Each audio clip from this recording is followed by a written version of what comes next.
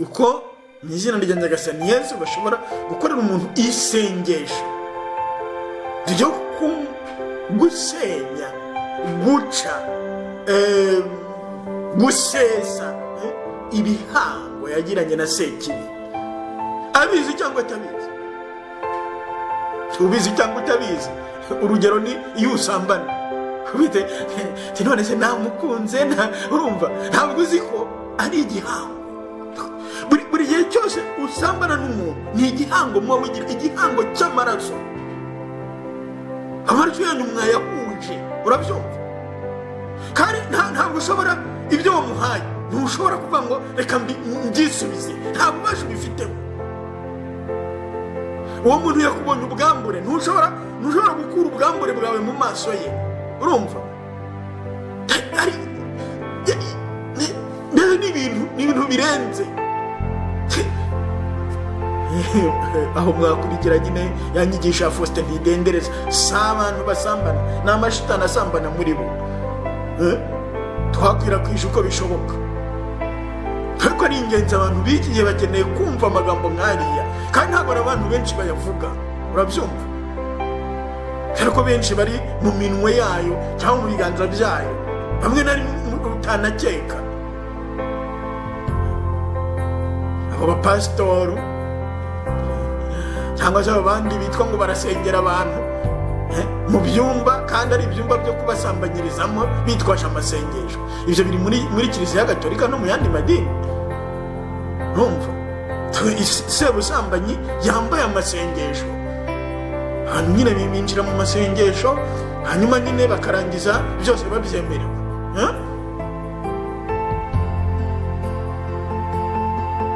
Ibyo nyine Sekibi zikarushaho kubahindura umwaku.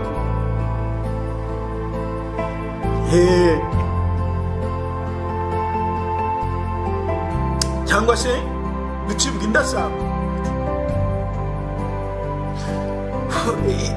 Ibyo bintu byinjiye mu mubiri wawe.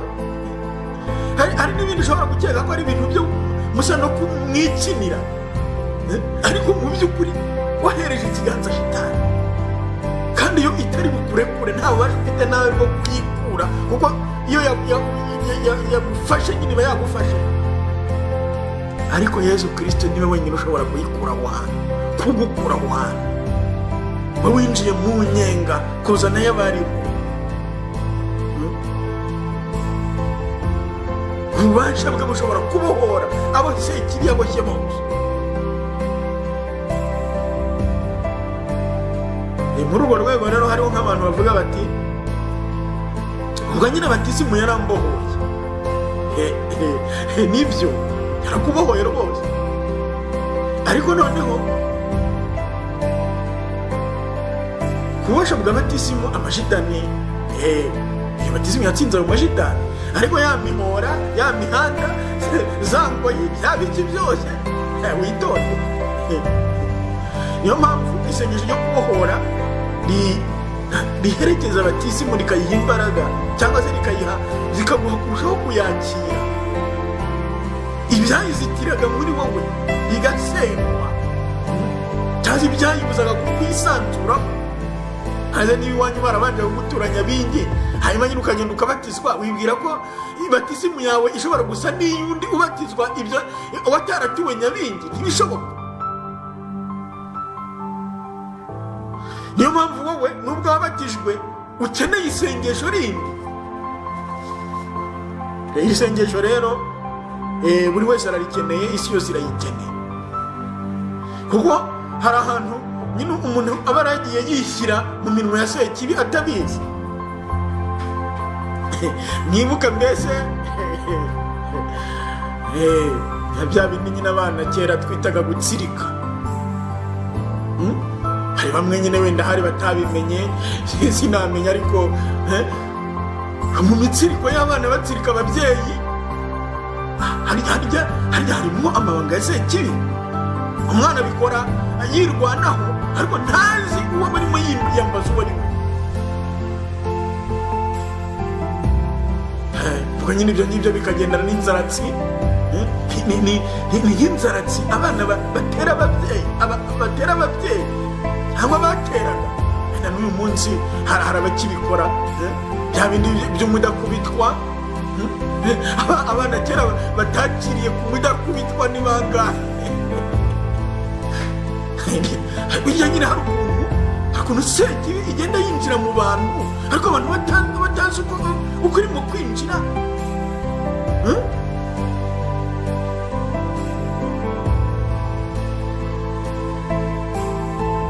Mudakubitwa ni iki? Urimo urabwira nde?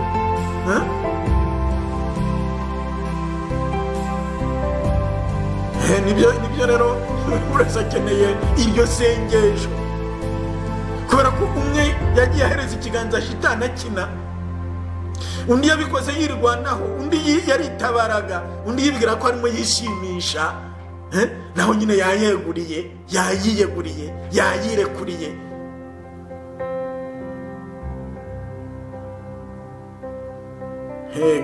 Nk'abantu nyine ibyo ngibyo burya ni bangahe basambana bidaherekejwe n'amagambo nk'ayo, kandi arya magambo ni sekibi bababwira ati kana rwose, ati ndakwirekuriye, ati ngenzi uko ushaka rwose.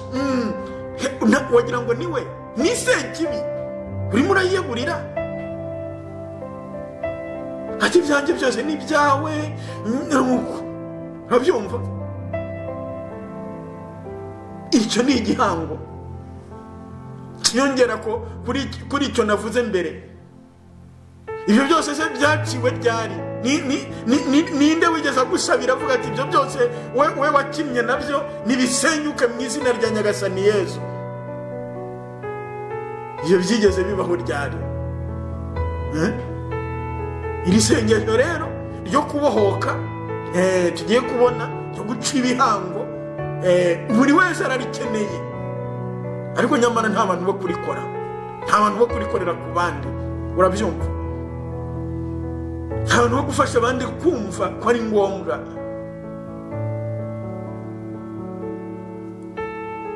Kuba kuri iki kiganiro cy'ubushize yashyizeho kuwa gatandatu Faustin, uzumva inama nyine yagiriye umuntu, niba atari cyo ku cyumweru kindi, niba wowe warabaye kwa sekibi wakora iki? Mbere na mbere genda ushaka penetensi, ubohoze batizimu yawe, hanyuma ugenda ushaka abantu bagusabira birukana amashitani, hanyuma ibyo bihango byose babisese mu izina rya Nyagasani Yesu. Ni bangahe batanyuza aho ngaho? Kubera iki? Ko abantu bo kubikora badahari, cyangwa se ko abantu batasobanuriwe ko ari ngombwa. Ugasanga rero mu mashitani ashobora kongera kubatera cyangwa se akababeshya, ngaho mu mabonekerwa, ngaho mu ki, kubera ko nyine ya mihora navuze zangwa yizayo nta kimenyetso cyo kuzica mu izina rya Nyagasani Yesu kigeze gikorwa.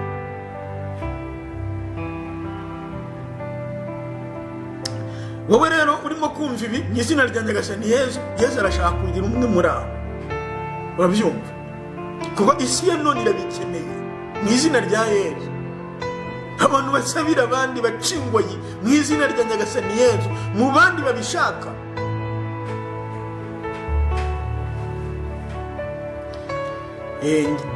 Njyaho mariye kumenyera mbese akamaro k'isengesho nk'iryo. Iyo nabaga muri paruwasi, buri santarari nayijyagamo, igihe nabaga mfite ubwo burenganzira, hatari undi hejuru umbwira ngo ibyo simbishaka. Niba ninjye wabaga nshinzwe izo gahunda, ntawe ushinzwe kuzihagarika, nakoraga isengesho ryo kujya kubohora santarari runaka, tugakora isengesho, abantu bakanga shitani, ingoyi tukazica mu izina rya Nyagasani Yesu. Urabyumva? Ariko n'umuntu wese umpingutse imbere, ntabwo iryo sengesho nyine, niba mbona ko ari umuntu ushaka ko kwinjira muri Yesu Kristo, hari ibintu nyiraho ibimenyetso bibyerekana ko umuntu baba ati ko ari umuntu ushobora kugutesha igihe. Yesu ajya turinda abantu nk'abo, ko abantu nabo bariho, ahantu sekibi ishobora kukoreherereza badafite icyo bashaka kugeraho kindi usibye kugutesha igihe, kandi ufite ibindi wakora bifite akamaro. uwo muntu urimo urabwigisha ibyo adashaka kumenya, arahunga gutesha igihe gusa. akenshi rero ibyo bigaragarira nyine ku muntu iyo ni ingabire y'ubushishozi. gusa Yesu yaturinda abantu nk'abo, kuko igihe ni gito, ibintu byo gukora ni byinshi. wowe Yesu arimo araguhamagara, nkuko nabivuga, wigira ubwoba niwe uzabikora. ubushize twabonye nuko amashitani umuntu yamenesha, uwo muntu nyine ukamubwira agenda asubiramo mbere yo gukingiraho hose n'amaraso ya Yesu, asigaye ukamuramburaho ibiganza umureba mu maso uti ukurikije ariya masengesho ushobora no gusanga nyine hariya n'abana barangiye n'ayo magambo mu izina rya Nyagasani Yesu, izo roho mbi umaze kwanga ndazirukanye, nizikuvemo zigende, ndazitegetse. gukoresha ngenga ya gatatu niba navuga ntyo, ariko iya kabiri, roho mbi mwebwe kana kamaze kwanga ndabirukanye mu izina rya Nyagasani Yesu. mugende munsi y'umusaraba wa Yesu Kristo, munyenga, ntimuzamugaruke mubibaho, ntimuzagira ikindi n'ahandi mugaruka bibaho.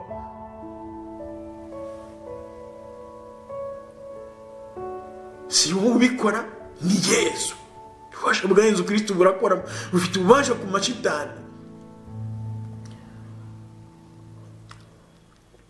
noneho rero ibyo guca ingoyi rero biragoye, kubera ko bisaba ko umuntu aba yarabohotse kuri ya mabanga, niyo mpamvu bitewe nuko umuntu akenshi kugenda asohoka mu mwijima akenshi biba urugendo rukomeye, kuko hari abantu byananiye nyine kuruka ibyo se kibiye batamitse, kubera ko afite ubwoba hari ko yaruka umutima, cyangwa akaruka ibihazi nane cyangwa izindi nyama zo mu nda. ni ukuvuga ko yabaye umwe n'ibyo bintu, ntazi ko Yesu afite ububasha bwo kumutandukanya n'ibyo bintu, kandi ntibigire icyo bimutwara, kuko Yesu Kristo yatsinze. Yesu Kristo ari Nyagasani.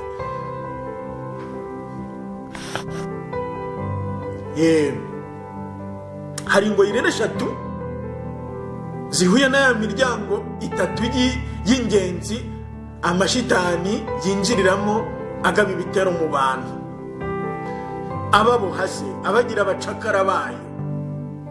twakunze kugarukaho ubusambanyi, inzangano no kutababarira, na biriya nyine byo kujya gukoresha ububasha bwa sekibi, nkuko benshi nyine benshi kuri iki gihe bakina nabyo, ari abakora yoga, ibyo bita reiki,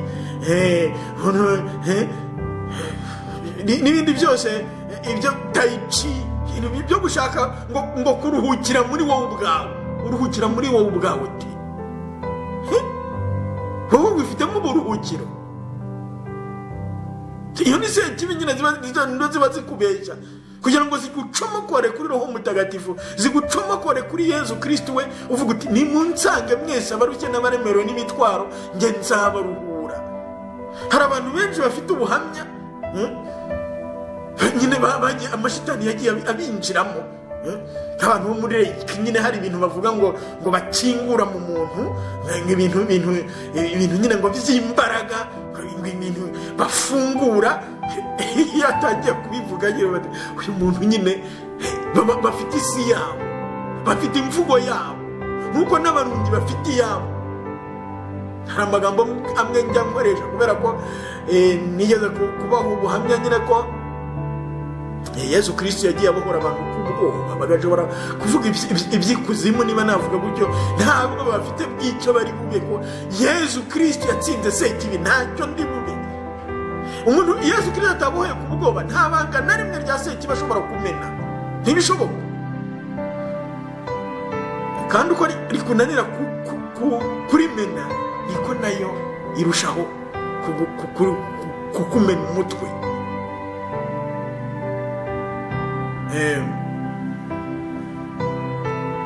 Ibyo bintu uko ari bitatu biragoye kugira ngo umuntu ajye kuvuga ibintu byo kwa Nyabingi, byo kwa Ryangombe, byo mu Barungi,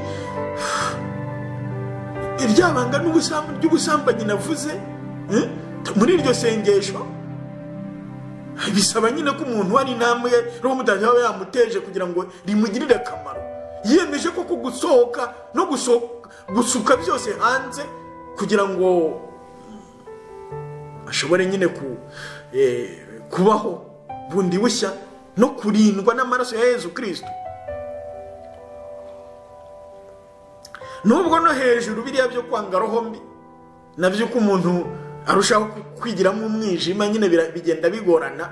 Urugero nk'iyo umuntu avuze ati nanze roho mbi y'ubusambanyi, si kimwe mu izina rya Nyagasani Yezu nanze roho mbi y'ubusambanyi, si kimwe no kuvuga ngo mu izina rya Nyagasani Yezu nanze roho yo kwisambanyisha ibi n'ibi. Ntabwo ari kimwe. Cyangwa se ati mu izina rya Nyagasani Yezu nanze roho yo gusambana n'imbwa. Ibyo ngibyo hari abagiye babikora, ariko kugira ngo azashobore ibyo bizamuvemo abivuga atyo akaza kibiya nuko umupfuka umunwa uko atashobora kuvuga koko izina rya Sekibi yamukoresheje, niko kumuvamo bigenda bigorana.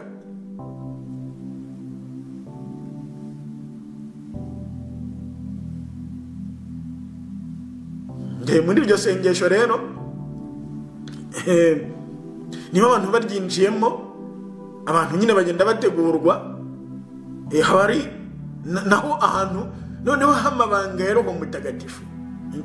Kuko mu bintu byo guherekeza abandi, niba wenda ntarigeze mbivuga ibyo nabivuga abantu bo muri hari ibihugu bimwe kugira ibanga bigorana, ariko Abanyarwanda muri rusange mu muco wacu kugira ibanga biratworohera, kuko bimwe mu burere twahawe duhabwa kugira amabanga y'umuryango, amabanga y'iki ibyo ariko hagomba ko hari imico ibyo atabigira. Noneho abo bantu kugira ngo babwire ngo nimugire ibanga ry'ibyo mwumvise, bisaba ko bahabwa ingabire ya Roho Mutagatifu, bahabwa ingabire ya Roho Mutagatifu rwose, ingabire y'ibanga. Niyo umuntu yavuga atyo, kuko iyo umuntu avuga icyo agomba kuvuga akareka kuvuga icyo agomba kureka kuvuga mu izina rya Nyagasani Yezu. Bimwe rero mu bintu bishobora guhurwaho Sekibi nuko abantu basabira abandi byabananira kugira ibanga. Ibyo nyine byaburwaho rwa Sekibi, kuko abo bantu niba nyine utangira urugamba rwo kurwana n'ayo mashitani uzumva ibintu byinshi. Niba rutagize ibanga, iyo Sekibi nayo izaba yakugushije mu gishuko kandi gishobora kurangiza ari wowe gihitanye. Kuko nyine hari ibintu birenze ibyo, wenda tuzagira igihe cyo kubigarukaho kubyerekeranye no mbese guherekeza umuntu, gutega amatwi abantu umuntu. Ubu reka tubanze dukocagurize izo mbese tuvuge ko ibyo byose byarangiye umuntu wamuteze amatwi n'iki. Reka tugere aho ngaho, kubera ko bifite impamvu z'uko iryo sengesho rishobora no gufasha umuntu gukinguka, nyine gukingura umutima we kurushaho, bityo akabohoka no kurushaho mu izina rya Nyagasani Yezu. Muri urwo rwego rero hari amabanga menshi ameneka nyine ku bw'amasengesho, kandi abo bantu bagomba kurinda, bakayarindisha amaraso ya Yezu Kristo, bakayarindisha amaraso ya ntama w'Imana Yezu, nta kundi. Ubwo muri ibyo by'ingoyi mbyinjiyemo nyine, tuvuge nk'ingoyi y'ubusambanyi. Ubundi iyo Sekibi iboha abantu, iboha amazina. Urabyumva? Amazina. Nta muntu ibyo ngibyo sinshaka kubyinjiramo, Faustin niwe wabivuga kundusha, ariko ntabwo ushobora kujya kuraguriza umuntu utazi izina rye. urabyumva? ni ukuvuga ko nyine umuntu ugiye kukuraguriza ajya kwandikisha izina ryawe kwa Sekibi. Abaroga abandi nabo bashobora gukoresha ibintu bifitanye isano n'ubuzima bwabo, ariko izina ntirishobora kuburamo. Urabyumva? Niyo mpamvu nyine yo kugira ngo y'ubusambanyi nayo icike hagati y'abantu babiri Sekibi yaboheye mu nyenga, ayo mazina yabo agomba guhamagarwa mu izina rya Nyagasani Yesu. Aho hantu rero rimwe na rimwe hari abatahinjira. Kubera iki? Batabonye ingabire yo kumenya, ushobora no kuvuga izina. Nta yandi makuru yindi. Izina rirahagije ko na aderesi ikomeye cyane. Noneho kubyerekeranye n'ibihango byo mu bapfumu, ibyo ni amazina yabyo ubwabyo. Ni ukuraguza, ni ukubandwa, ni uguterekera, ni ugucibwa indasago, n'ibindi byose muzumva Faustin avuga, cyangwa namwe mwakoreweho, cyangwa muzi, cyangwa se mwakoze. Wenda mwabaye abapfumu, ariko abapfumu bo biragoye kugira ngo umupfumu ahinduke. Ni igitangaza, urabyumva? Aba yariyeguriye shitani burundu kugira ngo imurekure, ni igitangaza. Ariko ubundi nabo twagombye kujya tubasabira nyine, ibyo wenda turabibona niba igihe kitwemereye uburyo nyine iryo sengesho ryo kubohoka cyangwa se gusenya ibyo bintu mushobora kubikorera no kuba atari aho ngaho, cyangwa badashaka ko bisenyuka. Kubera iki? Ibyo bintu namwe biba bibabangamiye aho birimo gukorerwa hose, kubera ko mu rwego rw'ingoyi, izo ngoyi namwe zishobora kubaboha niba zidacitse, ziba zibabangamiye.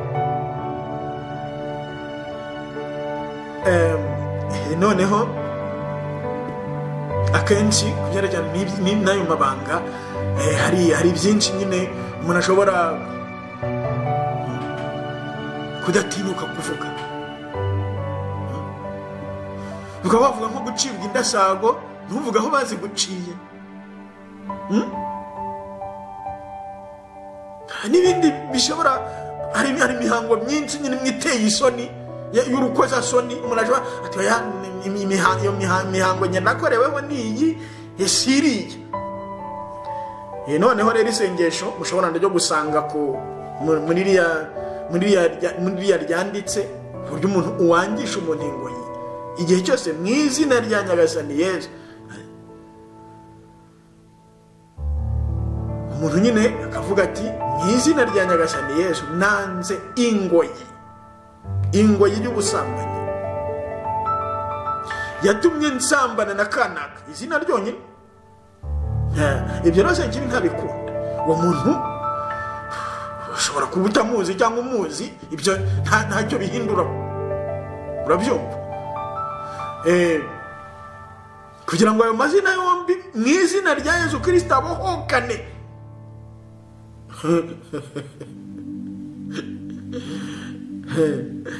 Umuriro wa Yesu Kristo uce hagati yabo. Umuriro ni umutagatifu hagati ya kanaka na nyirakanaka, cyangwa nyirakanaka na nyirakanaka, wari igihe baba ari abakobwa bombi cyangwa abahungu bombi. Ibyo ni ibintu byahozeho kuva isi ikiremwa. Nuko uyu munsi ho nyine bifite umwihariko w'uko barimo kubirata no kubyigisha ngo ni ibintu bigezweho. Urumva? Ubwo rero abantu ntibatinye kubyerekana ku mugaragaro, hano bikagenda nyine bihuma abantu amaso kurushaho, ikarushaho no kubituramo n'abatanabitekerezaga.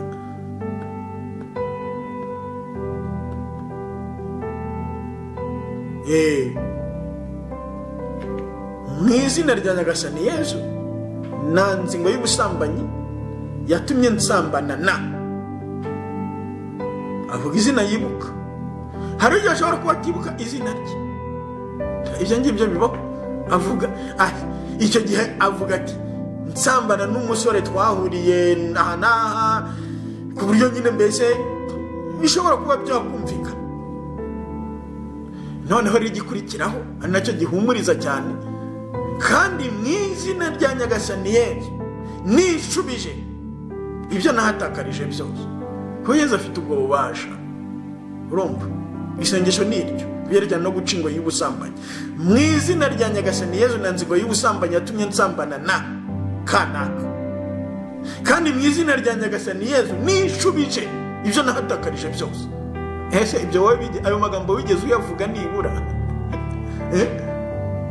Noneho rero kubyerekeranye n'ingoyi y'urwango uko bayica, mu izina rya nyagasani Yezu nanze ingoyi y'urwango cyangwa se yo kutababarira yatumye ngirana ikibazo. Ushobora no kuvuga icyo kibazo icyo ari cyo, ikibazo cyo gushaka kwica, cyo gufungisha, cyo kugira gute, cyo kubeshyera, cyo gutukana, cyo na kanaka wavuga izina rye. Ukawarondora aho ngaho, ushobora kurondora amazina. Navuze kanaka, ariko niba ari ba kanaka benshi iyo lisita itayivuga. Kanaka lisite yayirangiza akaba yakongera ati n'undi wenda naba nibagiwe, cyangwa n'undi naba nibagiwe, cyangwa ntigeze menya, kuko harimo utamenye. Hase n'umuntu yari gusambanyije ufite imyaka 2, uwo muntu uramuzi, kandi iyo ngo urayigendana. Kandi mu izina rya nyagasani Yezu nishubije ibyo nahatakarije byose. Kubyerekeranye n'inzangano cyaje no kutababarira, mu izina rya nyagasani Yezu nanze ingoyi y'inzangano yo kutababarira yatumye ngirana ikibazo na kanaka, ikibazo giteye gutya. Wenda ushobora gukoresha ijambo rimwe ariko ibyo si na ngombwa cyane. Noneho ukarangiza uvuga nk'ibya mbere, kandi mu izina rya nyagasani Yezu nishubije ibyo nahatakarije byose. Noneho ku ngo y'imihango ya gipagani, imihango ya sekibi, mu izina rya nyagasani Yezu nanze ingoyi y'imihango ya gipagani, y'imihango ya sekibi, na serupfu na sekuzimu na sekujogonyoka, byose ibibi byose ushobora kumuvugaho. Kandi yatumye iyo ngoyi yatumye bankoreraho imihango iyi ni kumbandisha, kunterekerera, kunca indasago aha n'aha, kujya kunzinguza, ilisiti ukayivuga. None ukarangiza nanone uvuga ati kandi mu izina rya nyagasani Yezu nishubije ibyo nahatakarije byose. Nkuko twabibonye ubushize ku mashitani, mbere na mbere n'ukwanga, noneho kwirukana bigakurikiraho, cyangwa se gusenya. Ku mashitani n'ukwirukana, noneho ku ngoyi n'ugusenya, gutwika, guca, hindi jambo ryose rishobora gukoresha kwa nk'iri inshinga yose. Noneho ibyo bitatu byarangira kongeraho ikindi n'ibindi byaha ubwo bigenda biboha. Ati mu izina rya nyagasani Yezu nanze ingoyi yose yatumye nkora icyaha icyo ari cyo cyose, kandi mu izina rya nyagasani Yezu nishubije ibyo nahatakarije byose. Ubwo rero niba ari wowe urimo wirasanaho, kuko ibyo ngibyo nabyo nyine hari igihe ushobora kubura umuntu rwose, ushobora noneho ukurikizaho kuzica kuri ubu buryo. Ariko noneho kubera ko turi mu rwego rwo ibyo umuntu ashobora kwikoreraho, reka two kuba ari byo dukurikizaho, ubwo umuntu asabira undi. Ni abantu bagusabira, umwe nyine akuramburaho ibiganza cyangwa se bose icyarimwe, ubundi nyine tuzabona ko bagombye kutarenga 2. Abantu bashobora gusabira umuntu ariko banarenze nta kibazo, bapfa kuba ari abantu bahujwe na Yezu Kristo kandi bakomeye ku ibanga rye.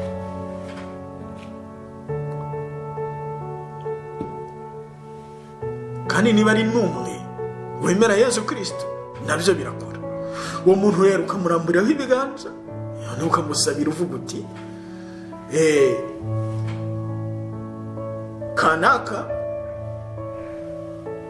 mu izina rya nyagasani Yezu nciye ingoyi zose umaze kwamagana, kandi mu izina rya Nyagasani Yezu ngushubije ibyo wahatakarije byose. Iryo sengesho ushobora kuryuzuza ku bundi buryo, ariko iby'ingenzi muri ryo ni ibyo: guca mu izina rya Nyagasani Yezu, kumusubiza mu izina rya Nyagasani Yezu. Ushobora kongeraho ibindi birushaho guha imbaraga imvugo yo guca. Ndaziciye, ndanazitwitse, nziroshye mu nyenga n'ibindi, ariko nyine byose mu izina rya Nyagasani Yezu. Ntiwibagirwe kumusubiza, kandi ngushubije burundu, ukabongera ku buryo budasubirwaho, n'ibindi byose wakongeraho byo gushimangira ibyo wahatakarije byose.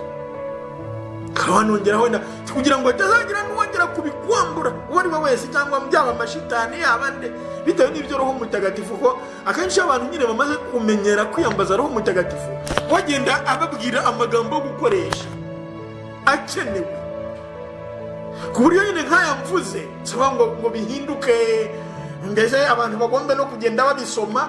Umuntu nyine igihe agitangira wese ushobora kubyandika ukagenda usoma nta kibazo, ariko iyo umaze nyine kumenyera, Roho Mutagatifu bwe arivugira akikorera.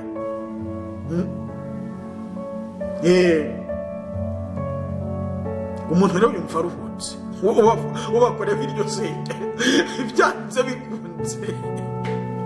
Hari ikintu nyine wumve ko gicitse, nta kundi. Noneho umuntu niba ari we wirasanaho, nta muntu ntungu wenda, nta muntu uzi aho uba, kandi iryo sengesho urarikeneye, noneho kuvuga ngo kanaka ngo biravuga ati, uko mu nyandiko nyine wabibona, mu izina rya Nyagasani Yezu nciye ingoyi zose njyewe maze kwamagana, maze kwanga, kandi mu izina rya Nyagasani Yezu nishubije ibyo nahatakarije byose. Ibyiza nuko abandi bagusabira, kuko se niba nta bantu nyine bo kugusabira, icyangombwa nuko nawe ubikora n'ukwemera.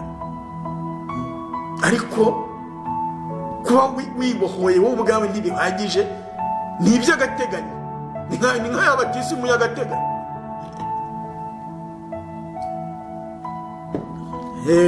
Ntabwo bigomba kujya ahagaragara ukabohokera imbere y'abantu, Yezu akakubohorera imbere y'umuntu. Kuko nubwo ari Yezu ubohora, ariko abikora nyine ku buryo burenze iyo abikoresha undi.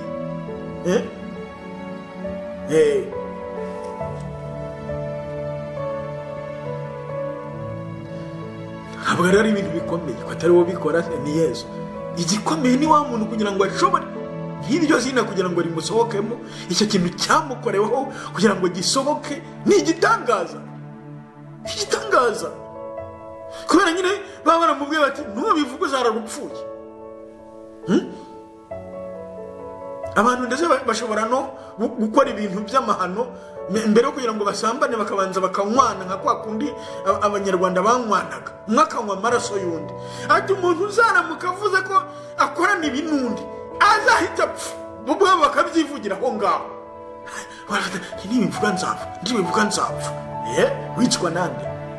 Icyo byose ni ubusa mu maraso ya Nyagasani Yezu.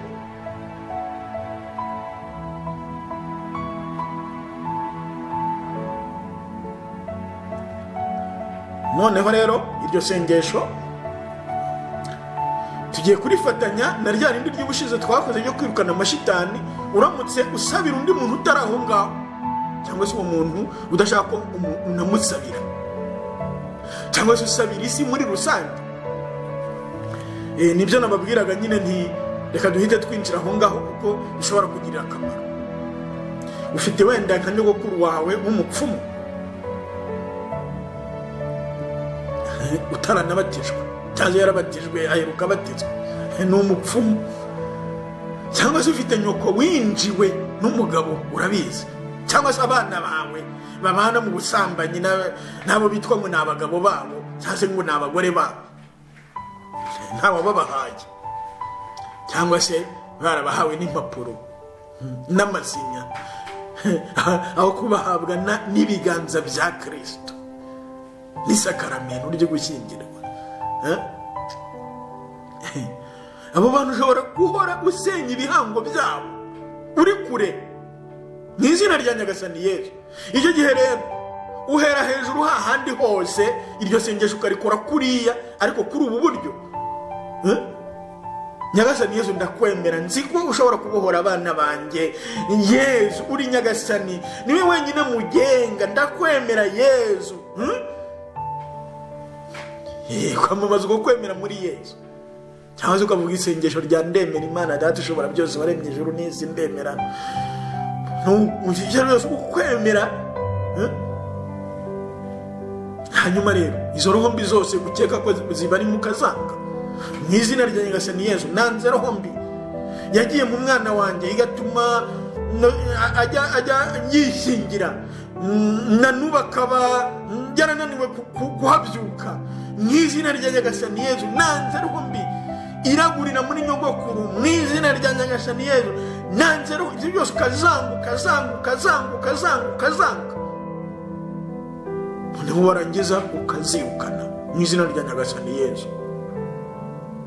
Kwa kundi twabiwe mu izina rya Nyagasani Yesu nirukanye roho mbi zose maze kwanga nizigende, cyangwa se muri nge uzireba mu maso ni umuntu yavuga ati mwebwe roho mbi maze kwanga mu izina rya Nyagasani Yesu Kristo ndabirukanye, nimujye munsi y'umusaraba wa Yesu Kristo, mujye mu muriro utazima, ntimuzigere mugira umuntu mugarukamo gutyo nkuko twabivuze ubushize.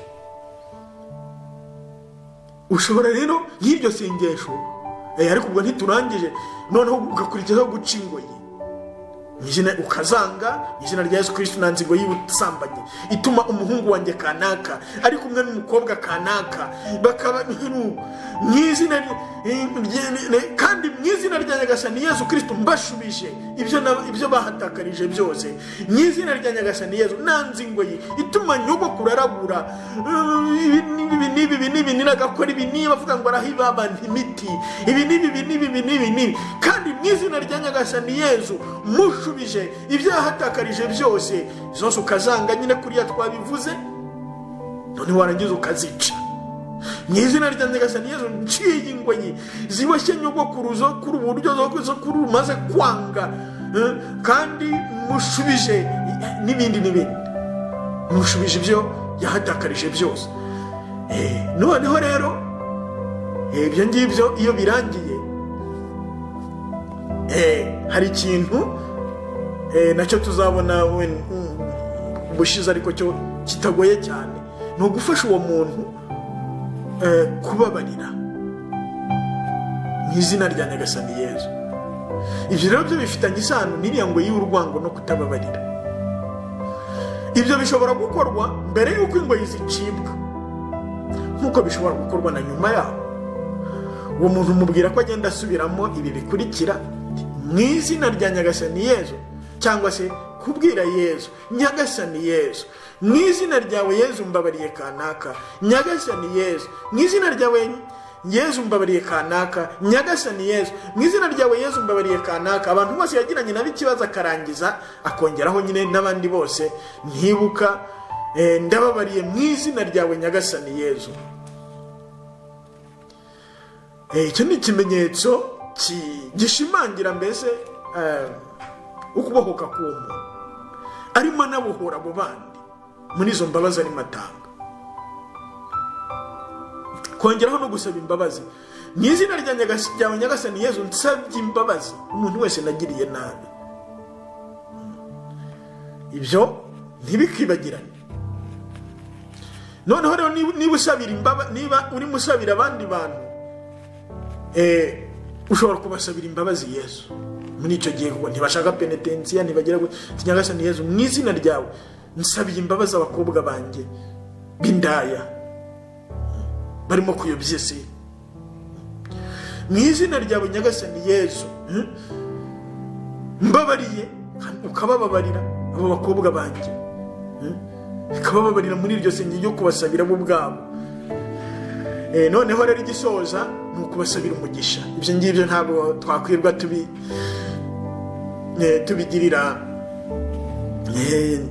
tubigirira wenda isengesho ryihariye, kuko ni ibintu byoroshye.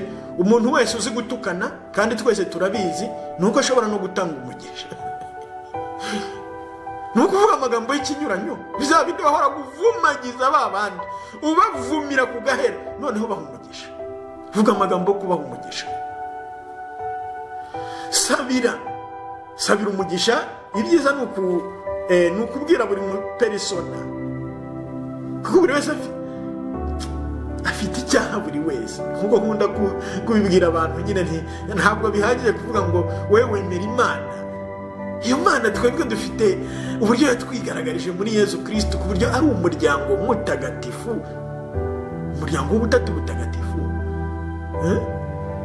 kandi buri wese akaba afite umutima wo kugukunda, umutima gukundiramo, afite ibyo ashobora kuguha, ibyo bwite ashaka kubana nawe ku buryo bwihariye. Niyo mpamvu buri wese afite n'umugisha aha buri wese. Mana Data cyangwa se dawe, Data uhoraho, hakana kumugishaho umwana wanjye umugisha, uvugurura ukuremwa kwe, umuha imbaraga zo gutsinda kamere ye y'ubusambanyi, y'umujinya se.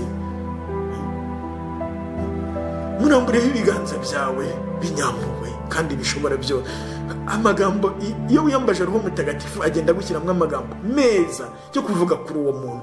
Ibyo umwifuriza byose ukagenda usaba Data uhoraho kubimuha, ukabisaba Yezu mu izina rye, ukabisaba Roho Mutagatifu, ubundi ukamutura umubyeyi Bikira Mariya. Umubyeyi Bikira Mariya aragira umukobwa wanjye kanaka, aragira se umuhungu wanjye kanaka, mama se, mufashe yinjire mu mutima wawe utagira inenge, ariko gukomeza kwiruka ku mashitana ya naya. Nuko iryo sengesho rero uko turivuze, uramutse kuko wumva ko urwo rugamba uruhamagariwe, ushobora kurikorana buri munsi cyangwa igihe cyose bibaye ngombwa, cyane cyane usabira abo bantu nyine bakinangiye bari aho hantu mu mwijima. Ukajya ufata igihe nka kwa kundi muzumve nyine ibiganiro bya Faustin uko arangiza asaba, nawe urebye akurikira. Mbese iyi gahunda nk'uko navuye ni gahunda nyine izwi muri karisimatike yo gusabira abantu, ariko Roho Mutagatifu akagenda aha buri wese uburyo ayikoresha. Ni ibyo bizi bihango nyine ukabicisha amaraso ya Yesu Kristo. Ariko noneho tuvuze gusabira abantu, hari no gusabira ibintu, gusabira ahantu, gusabira paruwasi yanyu. Nk'iryo sengesho mvuze ushobora kurikora usabira paruwasi yanyu, kubera ko Sekibi itera paruwasi ikayisenya. Hari paruwasi zasenyutse, nkuko hari paruwasi nigeze gukoramo ubutumwa niba nta muntu ukunda Yezu hano ngo akunde n'abavandimwe ko Yezu abishaka, iyi paruwasi ibaho? Paruwasi itagira umukirisitu muzima. Hari paruwasi zimeze gutyo, abantu bakabaza no mu kiliziya bakuzura, ariko nta muntu, bose bagasohoka bavuma abanzi babo. Ubu ngubu se umukristo arihe muri iyo paruwasi? Nawe bakorera Sekibi.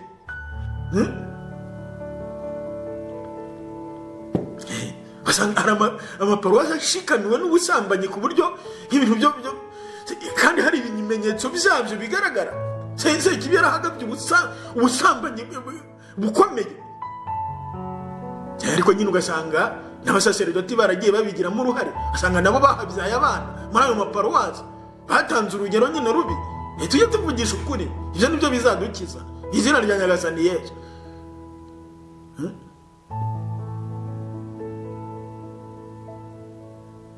Basanga rero nyine byararangiye. Ubundi ku byerekeranye no gutera paruwasi, iyo Sekibi ishaka gufata paruwasi ihera kuri padiri mukuru. Ibyo ngibyo byo bimenye. Niba ari Sekibi ubusambanyi, ikaba nyine iramugose. Iyo umutwe urwaye nyine izindi ngingo zo ziramugara, nta kundi. Niyo mpamvu ubutumwa bw'abasaseredoti nabwo bugomba gusabirwa cyane. Niba usabira paruwasi hera kuri padiri mukuru, uko isengesho nk'iryo ngiryo ryo kumubohora kuri ibyo byose urumva. Ariko se usanga nyine nk'abantu bazi ko ayo masengesho akorwa kandi afite akamaro ari bangahe. Ubonye buri mukristo wese muri paruwasi runaka buri joro yakoze iryo sengesho abahora paruwasi ye, byahita imbuto zahita zera. Niba uwo muntu urimo kurikora nkuko Faustin yabivugaga, we Roho Mutagatifu amutuyemo, atarimo kuvuga amasengesho ahubwo arimo gusenga. Kuko akenshi usanga abantu ba mbere bavuga ko abapadiri basambana ari abasambanyi. Wagira ngo nyine baba barwanira ku isoko, ati yarabadutwayeho ka urabyumva. Ibyo ngibyo nyine uwo muntu uboshye se yabohora ati. Ibyo byose twabivuzeho uburyo nyine umuntu agomba kwirinda hawuma muri Yezu Kristo kugira ngo bashobore kubohora abandi. Ngaho rero utangira uyu munsi urumva ubwo bibitero tangirira muri Yezu Kristo, amaze ukwemera ndakwemera Yesu. Niki se cyakunanira? Uri umutegetsi n'umukiza, amaraso ye matagatifu acingwa yizose Yesu. Ndagusingiriza ko ingoyi zo ushobora ibyo byo kwamamaza ukwemera ushobora kubihindura igisingizo. Urabyumva? Ni wowe wenyine ucingwa yizose Yesu. Singizwa Yesu Kristo, ndakwemera pe nyagasani Yesu. Warangiza nyine za sekibuka zanga izo zose ushaka gusenyera no mu mujyi runaka. Ibyo bitero ni ukuri. Urumva? Izo ndwara sekibizi indwara z'ubukene, z'ubugome, z'ubuhakanyi, izo mabonekerwa, hari ugiye sekibiza mabonekerwa zitera. Umuntu wese aza ati ngufitiye ubutumwa, nakunze kubwira abantu namwe nyine abagiye bakurikira, nababwiye nti niba umutima wawe udasukuye sekibizi zizakubeshya. Urumva? Umuntu nabwiraga nti ariko se wowe wifitemo ubugome, none wibwira ko Roho Mutagatifu ari ukugira inama mu bindi wumva ugiye gukora. Roho Mutagatifu akuvugiramo aturutse wowe uri umusambanyi, none buriya rero Roho Mutagatifu yarambwiye yakuvugishije aturutse he? Ikiganiro cy'ubushize cya Faustin kiri mu byo muzacyumve, kiri mu birebire yakoze amasaha 2 arenga cyangwa ajya kuzuraho gatoya. Ariko cyaranshimishije. Abantu bavuga amagambo nkariya muri iyi si ni bakeya. Urabyumva? Abantu bavuga amagambo nkayo yavuze mu kiganiro cye cy'ubushize muri iyi si ni bakeya. Baba basaseredoti babara iki? Ariko abantu benshi bumva ko sekibi yatsinze, ngarika turabanyantege nke turi iki. Uzi Yesu wahawe? Niwe wenyine urimo kumuhereza intwaro zirutize kugira ngo agucijosi. Ariko zimurashishe. Izina rya Nyagasani Yesu rivuge anga sekibi. Izina rya Nyagasani Yesu.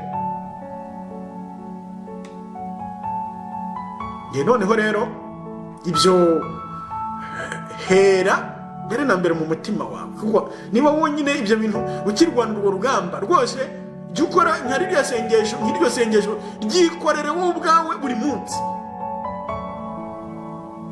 Ndimo narwana na roho mbi yo kwisambanya, ariko mu by'ukuri nta bwiza yonyine ifite izindi ziyikurura. Nk'umuntu urakara ahenshi nyine yamaze kurakara igikurikiraho nuko yisambanya. Nk'umuntu rimwe nabwiye nti ambwiye ngo afite ikibazo mwohereza isengesho nyine nk'iryo ryo kwibohora, arangije arambwira ngo ariko ngo urugero muri ziriya roho mbi njye sindimo kwibonamo ngo yanjye niki. Ndamubwira nterega ni zose ni imvandimwe. Imwe kurimo n'izindi ziba zibigufiteho uruhare. Urabyumva? niyo mpamvu utagomba kuvuga ngo wanze roho mbi yo kwisambanya gusa, kuko hari izindi nazo zazanye nayo zikurimo waba zishobora kuba zihishe. Ariko wirambirwa kuzanga, kuzituka, bikore wenda buri munsi. Rero kuryama igihe cyose ujye ukora iryo sengero ryo kwibohora. Niba ubonye uburyo undi muntu uzi gukorera iryo sengesho, igihe cyose muhuye ari gukorere, urabyumva? Wirambirwa, urwana urwo rugamba. Niyo mpamvu nyine abantu benshi bagombye kumenya gusabira abandi kuri ubwo buryo, kandi ntibagire ubwoba bwo kubikora. Njyewe se ndinde, ntacyo uri cyo koko, ariko ni Yezu Kristo ugukoreramo. Iyo rero usuzuguye uvuze izina rya Yezu Kristo, ntubakiri wowe. Mu izina rya Nyagasani Yezu, cyangwa mu izina rya Nyagasani Yezu Kristo, ibi n'ibi, ntabwo ari wowe. Hinduka ukundi. Ububasha bwe buragutwikira. Yezu ubwo araza agakora.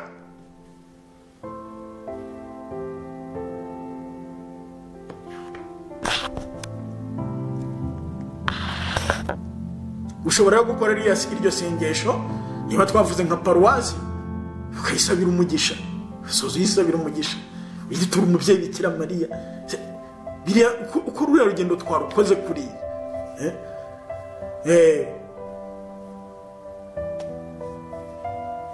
ngaho rero buri wese nyine natangira urugamba, kandi wumve ko ari ibintu byihutirwa. Gusabira kiliziya muri rusange yugarijwe n'ibintu byinshi n'ibinyoma byinshi, ariko by'umwihariko n'ubuzima nyine butari bwo. Umuntu nyine twaganiraga uyu munsi w'umukristo, muri bamwe nyine barahiye ko badashobora guhazwa ku biganza, yemera ntahazwe aho guhazwa ku biganza. Rwose uri koko abantu bashobora kubeshwa bigeze aho gute? Sekibi nyine yacengeye kiliziya muri iki gihe, izo nyigisho irazishimangira ikoresheje amabonekerwa anyuranye, amabonekerwa atemewe na kiliziya, amabonekerwa y'ibinyoma. Ntabwo Bikira Mariya ntashobora kuza avuga ngo nimuhazwe ku rurimi gusa ko kandi mupfukame. Ibonekerwa ryose uzumva rivuga gutyo, uzamenye ko ari ibinyoma. Kandi ntawe ibonekerwa rishobora kuba ukuri by'igice, ngo ariko ngo hari n'ibindi yavuze byo. Oya, n'abapfumu nyine nuko bakora. Hari bimwe bavuga byo n'ibindi by'urupfu. Kuki sabeshya? None icyo kinyoma ni icyande? None se uwo muntu atuwemo na Roho Mutagatifu w'ukuri, hanyuma hakaza nyine na roho w'ikinyoma, bishoboka bite? Abonekerwa n'abantu babiri.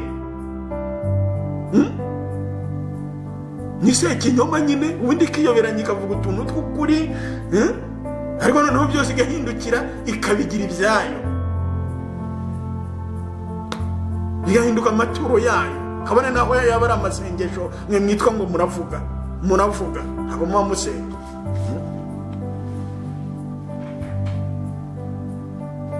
Nuko noneho uwo mukristo namubwiye nterega, ntikinteye impungenge, ntabwo ari ibyo wowe ukora inyuma, ntabwo ni ibikora imwe imbere. Ndabyumva kuko abantu bose muri rusange baguye muri kiriya gishuko cyo kumva ko guhazwa ari uguhazwa ku rurimi unapfukamye, ibindi ari ukurimbuka. Bafite ikibazo mu mutima, ibyo ngibyo bimenye, kuko uwo roho mbabeshya abatuyemo. Ibyo ndabikubwiye mu izina rya Nyagasani Yesu. Niyo mpamvu abantu bagombye gukorerwa isengesho ryo kuzibirukanamo mu izina rya Nyagasani Yesu. Naho undi nyine zigiye gushinga idini rishya, idini ry'abantu bumva ko nyine aribo bahazwa neza, kandi iyo hagize umuntu uhazwa nabi niba yahawe umwe misiti hinduka ubusa. Ibintu by'ibinyoma byinshi. Ninde ushobora guhindura misi ubusa? Ninde afite ubuhe bubasha? Ibiganza byawe biriho iki cyatuma Yesu bamushyiraho Yesu agahinduka ubusa? Ese ibyo biganza ntibyaremwe na Yesu? Yesu ikibi nyine yaguhumya amaso, ibinyoma byayo biza byisukiranye. byesukiranye.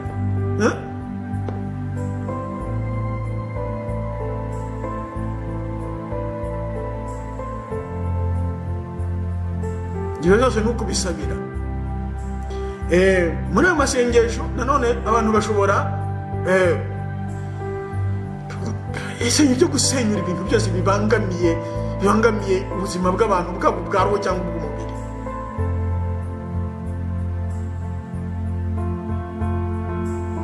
ahantu aho ariho hose, kubera ko nongere mbigarukeho, isengesho nyine iryo kwirukana amashitani, iryo guca ingo, zigomba kuba umuntu ari kure atekereza isi yose, kubera ko isi yose twebwe twumva ari nini, ariko ku mashitani kuko ni imyuka.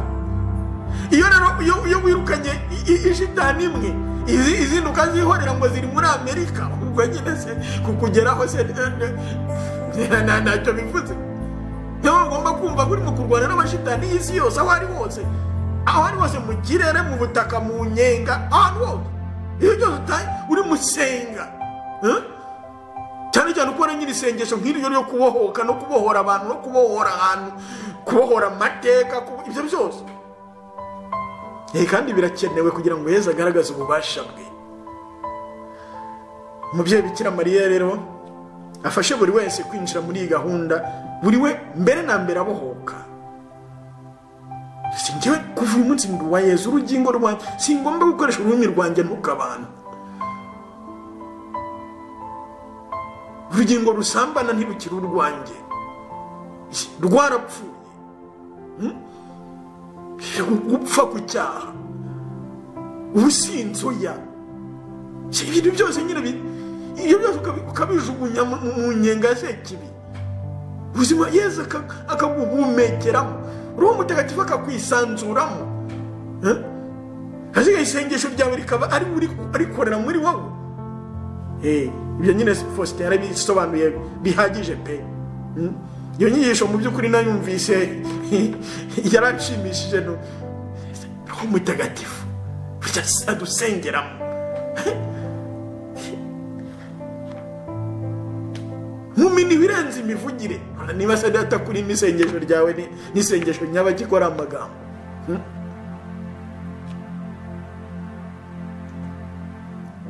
Hari abantu bamwe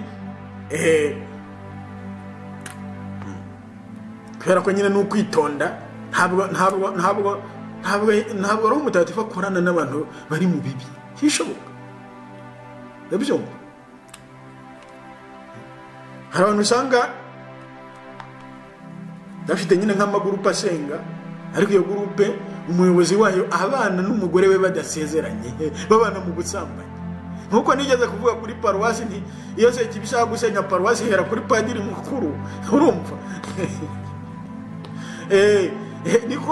niko nyine niyo gurupe niyo se kibi nta kintu ishobora kugeraho. akenshi nyine bibi umuyoboro wa sekibi, gusa nyine inyigisho za sekibi zinjiye, abantu babyemeye. muri iyi si habera ibintu byinshi. hariho amadini yitwa amadini, ariko ya sekibi neza. wowe niba winjira mu rusengero basenga, wamara kumenyeramo bakagenda nyine baguhuma ku buryo mugeraho nyine bikaba mbese idini rya sekibi ku buryo bweruye. kandi ari urusengero, hari umusaraba nyine ariko abantu bahahurira bakaza kuhasambanira. urabyumva? ati twese turi abana b'Imana, nta wihisha undi, nta nuko. ayo madini ariho, madini ya sekibi. nkuko twabivuga ubushize, bishoboka bite ko abantu baterana bakemera ko umuntu atinyuka gutuka nyina wa Yesu, kuvuga nabi ntibishoboka? bishoboka bite kako abantu bakwitwa ngo bemera Yesu barimo bamutuka kuri nyina? bishoboka bite? ariko ibyo twongera tubivuge, tubishimangire.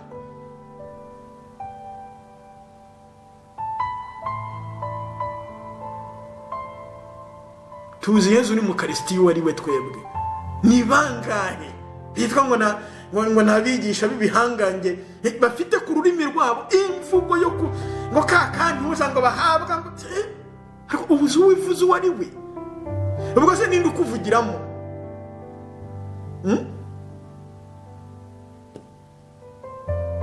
niyo mpamvu nyine umuntu ashobora gukora isengesho yo gusenya n'ayo madini ya sekebe ariko hari n'uyitwa ngo arasenga ariko mu by'ukuri nyine ni bya binini havanzemo n'ibyo binyoma byose abo bantu bakeneye kubohorwa n'abantu bavuga bati turasengera isi isengesho ryacu ni ryo kwinjiza abantu muri Yesu Kristo koko kuko Yesu Kristo adutuyemo roho akaba atuyoboye singizwa Yesu Kristo adupfira ukazuka Bikira Mariya mwamikazi wa Karumeli dusabira umutima utagira Bikira Mariya uturengere turwaneho mu izina rya Yesu singizwa Yesu Kristo adupfira ukazuka